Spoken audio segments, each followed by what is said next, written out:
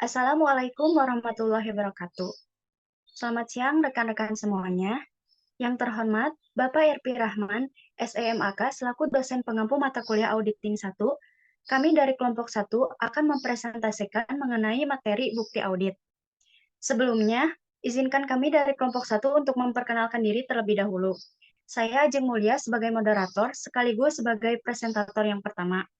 Yang selanjutnya yaitu Intan Rahayu sebagai presentator kedua, Hermawan Setiabudi sebagai presentator ketiga, Fani Oktaviani sebagai presentator keempat, Intan Permatasari sebagai presentator kelima, dan yang terakhir yaitu Muhammad Reki sebagai presentator keenam.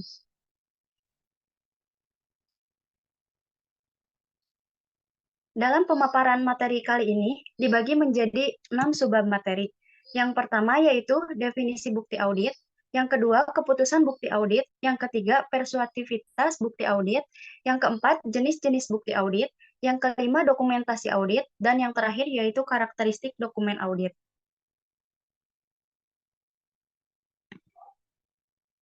Untuk materi yang pertama yaitu definisi bukti audit. Bukti audit merupakan segala informasi yang mendukung angka-angka atau informasi lain yang disajikan dalam laporan keuangan yang dapat digunakan sebagai dasar untuk menyatakan pendapatnya. Bukti audit merupakan suatu konsep yang fundamental di dalam audit, dan hal itu dinyatakan dalam Standar Pekerjaan Lapangan Ikatan Akuntansi Indonesia 2001 menyatakan bahwa standar pekerjaan lapangan ketiga berbunyi, bukti audit kompeten yang cukup harus diperoleh melalui inspeksi, pengamatan, pengajuan, pernyataan, dan konfirmasi sebagai dasar yang memadai untuk menyatakan pendapat atas laporan keuangan auditan. Selanjutnya yaitu ada keputusan bukti audit.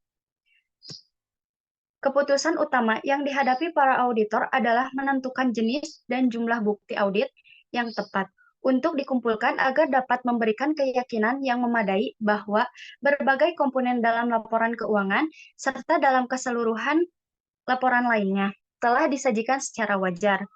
Berbagai keputusan auditor dalam pengumpulan bukti audit dapat dipilah ke dalam 4 subbab keputusan berikut ini. Yang pertama yaitu prosedur-prosedur audit apakah yang akan digunakan. Yang kedua yaitu ukuran sampel sebesar apakah yang akan dipilih untuk prosedur tertentu. Yang ketiga yaitu item-item manakah yang akan dipilih dari populasi. Dan yang keempat yaitu kapankah berbagai prosedur itu akan dilakukan. Untuk materi selanjutnya yaitu akan dibahas oleh Intan Rahayu.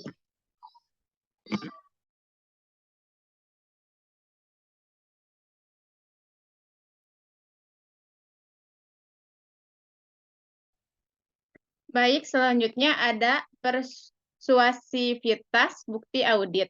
Persuasivitas bukti audit adalah tingkat di mana auditor merasa yakin bahwa bukti dapat mendukung pendapat auditor. Untuk mendapatkan bukti audit yang dapat mendukung pendapat auditor, maka diperlukan sebuah kompetensi bukti. Kompetensi bukti merujuk pada tingkat di mana bukti tersebut dianggap dapat dipercaya atau diyakini keberadaannya. Jika bukti audit dianggap memiliki kompetensi yang tinggi, maka bantuan bukti tersebut untuk meyakini auditor bahwa laporan keuangan telah disajikan secara wajar sangatlah besar. Kemudian, dua penentu persuasivitas bukti audit adalah ketetapan referensi dan mencukupi reliabilitas dan ketetapan tergantung pada 7 karakteristik bukti yang dapat diandalkan berikut. Pertama ada referensi, kedua ada independensi penyedia bukti, ketiga ada efektivitas pengendalian intern klien, keempat ada pemahaman langsung auditor, kelima ada berbagai kualifikasi individu, keenam ada tingkat objektivitas, dan yang terakhir ada ketetapan waktu. Selanjutnya akan dibacakan oleh Hermawan.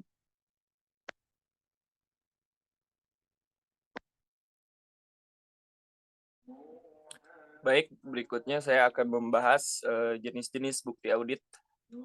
Ada 7 jenis bahan bukti audit yang dapat dipilih oleh auditor dalam rangka mengevaluasi bukti audit, yaitu yang pertama ada pemeriksaan fisik. Pemeriksaan fisik adalah untuk memeriksa kuantitas, deskripsi, kondisi, dan kualitas dari aset yang diperiksa. Dalam pemeriksaan fisik ini, indera yang digunakan dapat lebih dari satu indera dari panca indera yang kita miliki.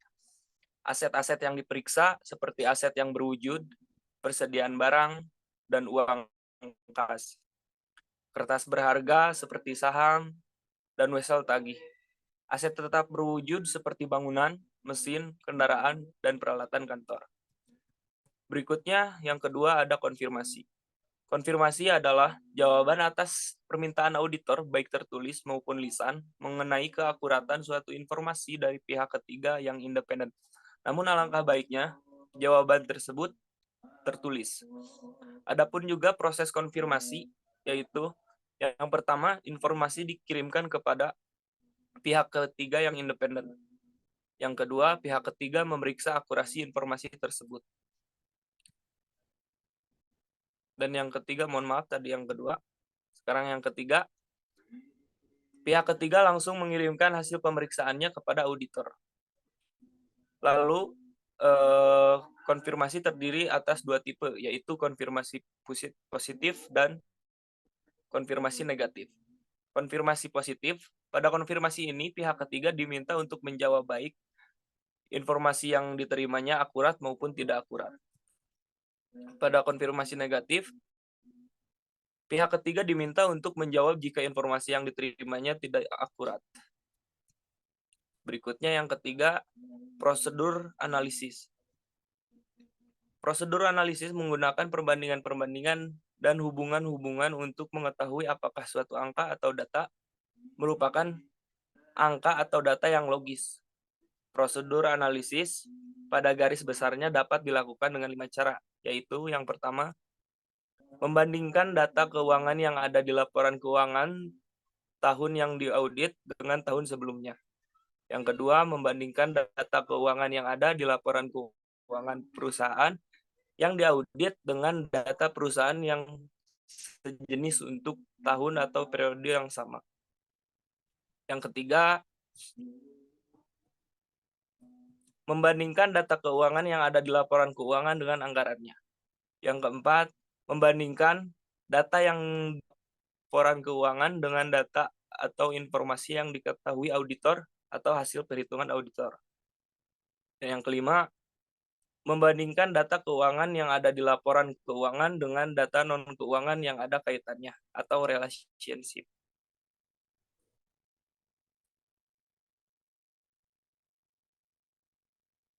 Berikutnya ada jenis bukti tanya jawab, poin keempat. Atau biasa yang kita sebut dengan wawancara, interview, atau inquiries. Tanya jawab dapat dilakukan secara lisan maupun tertulis. Tanya jawab dilakukan kepada personil atau pihak perusahaan. Apa saja yang kurang jelas boleh ditanyakan kepada pihak perusahaan. Misalnya mengenai metode pencatatan, proses produksi, proses pembayaran gaji atau upah, dan sebagainya. Tetapi, dalam tanya jawab ini harus hati-hati, karena pihak perusahaan bukanlah pihak yang independen, sehingga kemungkinan memperoleh jawaban yang bias tetap ada. Sebagian hasil tanya jawab ini mungkin saja dapat diperkuat atau dicek kesesuaiannya dengan bukti lain, seperti observasi atau dokumen dapat dicek kesesuaiannya dengan tanya jawab. Poin yang kelima ada observasi. Observasi adalah penggunaan penglihatan dan indera lain untuk menilai atau memeriksa kegiatan-kegiatan tertentu. Misalnya, jika di catatan kepegawaian ada 15 personil di bagian akuntansi, auditor dapat berkunjung ke bagian akuntansi untuk melihat apakah ada 15 orang yang bekerja di bagian akuntansi. Poin ke-6, ada pengerjaan kembali.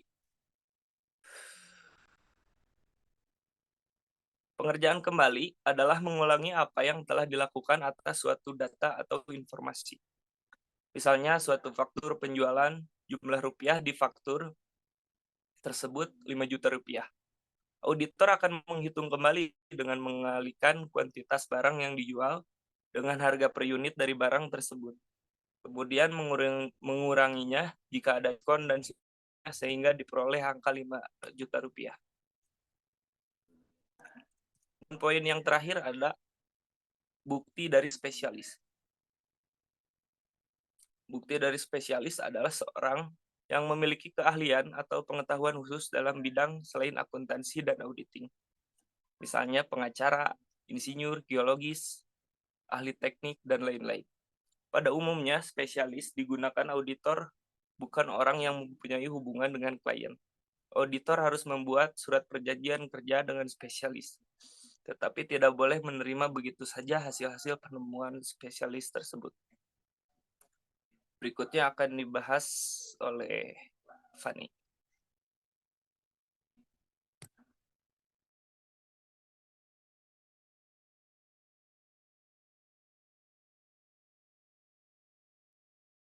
Dokumentasi audit.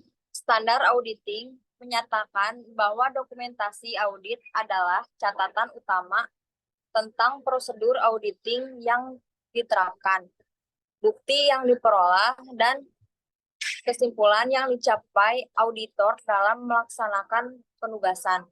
Tujuan dari dokumentasi audit ialah untuk membantu auditor dalam memberi kepastian yang layak bahwa audit yang memadai telah dilakukan sesuai dengan standar audit. Materi selanjutnya akan dibacakan oleh Intan Permatasari. Baik, selanjutnya dokumentasi audit. Secara lebih khusus, dokumentasi audit yang berkaitan dengan audit tahun berjalan memberikan satu dasar bagi perencanaan audit. Jika auditor akan merencanakan audit yang memadai, informasi tentang referensi yang dibutuhkan harus tersedia dalam file audit. Dalam file itu berisi informasi yang berguna untuk auditor. 2. Catatan bukti yang dikumpulkan dan hasil pengujian. Dokumentasi audit adalah sarana utama untuk mendokumentasikan bahwa audit yang memadai telah dilaksanakan sesuai dengan standar auditing. Jika muncul kebutuhan, auditor harus mampu melihatkan kepada lembaga, pembuat peraturan, dan pengadilan bahwa audit telah dengan baik dan diawasi secara memadai. 3. Data untuk menentukan jenis laporan audit yang tepat. Dokumentasi audit menyumber informasi yang penting untuk membantu auditor dalam menentukan apakah bukti yang tepat dan mencukupi telah dikumpulkan, guna menjustifikasi laporan audit berdasarkan situasi tertentu. 4. Dasar bagi review, supervisor, dan partner. File audit adalah kerangka referensi utama yang digunakan oleh supervisor untuk mereview pekerjaan asisten. Dokumentasi audit harus menunjukkan siapa yang melaksanakan pekerjaan audit, tanggal pekerjaan itu dilaksanakan, siapa yang mereview pekerjaan itu, dan tanggal review. Selanjutnya akan dijelaskan oleh Muhammad Reki.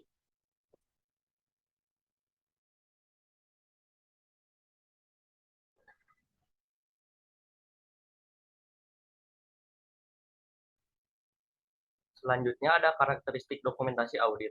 Terdapat 5 poin yang harus karakteristik dokumentasi audit. Diidentifikasi secara wajar dengan informasi seperti nama klien, periode yang dicakup, gambaran tentang isi, tanda tangan orang yang menyiapkan, tanggal persiapan, dan kode indeks. Yang kedua, dokumentasi audit harus memiliki indeks dan referensi silang untuk membantu pengaturan dan pengarsipannya. Yang ketiga, dokumentasi audit yang lengkap harus dengan jelas menunjukkan pekerjaan audit yang dilakukan yang dapat dicapai dengan 3 cara. Yang pertama dengan pernyataan tertulis dalam bentuk memorandum. Pertama dengan pernyataan memorandum. Yang kedua dengan menandatangani prosedur audit dalam program audit. Dan yang terakhir dengan notasi langsung pada schedule.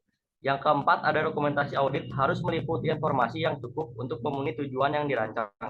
Dan yang terakhir, ada kesimpulan yang dicapai tentang segmen audit yang dipertimbangkan harus dinyatakan.